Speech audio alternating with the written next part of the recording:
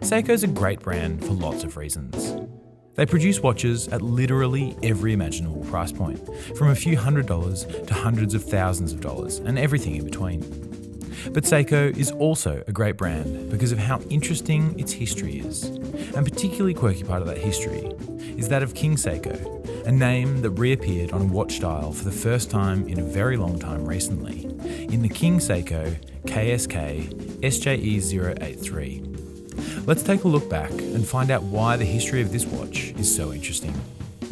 Before we do though, if you like what we do here at Time+Tide, be a king and like this video, subscribe to our channel, and don't forget to hit that bell icon so you never miss another video from us.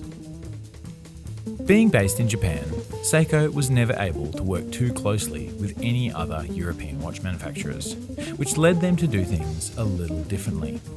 The tyranny of distance forced them to adapt their processes and techniques so as to be able to be self-contained and only rely on themselves. One of the best stories from Seiko's history that show how they did this is that of King Seiko, because not only did Seiko consider it critical that they produce their own components, but also that the motivation to build the perfect watch must come from within the company. Success would be defined by benchmarking them against themselves. So Grand Seiko had been established in 1960 to produce the finest watches that the company could make, but they decided they needed something else. Something that would make sure the Grand Seiko watchmakers would never let the quality of their work slip. Seiko divided their Suwa-based business entities to promote competition, with Grand Seiko in the Suwa Sakosha factory, and King Seiko was established in the Dani Sakosha location. Both factories were driven by the goal of making the most accurate and precise watch, and the glory that would come with achieving this. After all, that was the period where chronometry competitions were crucial tests for watch manufacturers in Europe, and were bitterly fought over to take the top step. Both Grand Seiko and King Seiko entered the Neuchâtel Observatory competition in 1964, and by 1967, both factories achieved podium placings. On Christmas Day of 1969, however, Seiko released the first ever quartz watch, and in a single blow, ended the pursuit of perfect mechanical timekeeping. Both Grand Seiko and King Seiko had to be closed down as Seiko focused their efforts on this new technology. In 1998, Grand Seiko was relaunched, but King Seiko was left as a chapter in the history books until now. With all that in our minds, let's now turn our attention to Seiko's very last release of 2020, the new King Seiko KSK SJE083. It is based on the second series of King Seiko watches that was released in 1965, and is a very faithful nod to the original design from more than half a century ago.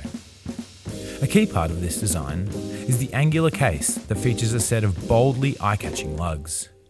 The case lines are razor sharp, and the flat surfaces are Zaratsu polished to ensure a mirror finish that is distortion-free. The stainless steel, super hard-coated case is 38.1mm in diameter, which is a smidge larger than the original, and sits a comfortable 11.4mm off your wrist. The case is closed with a screw-down caseback that guarantees a water resistance of 50 metres, and also features the original gold King Seiko Shield medallion. The caseback is the clearest place you can see the mirror-like finish to the flat surfaces of the case, and also displays the limited edition number of the watch. The silver dial features a sunburst brushed finish and offers a perfect canvas of contrast against the impeccably finished hands and applied hour markers. All of the hands, hour markers, and even the date window are Zaratsu polished on their main surfaces, as well as their facets, and the hour marker at 12 o'clock features a historically accurate pyramid pattern.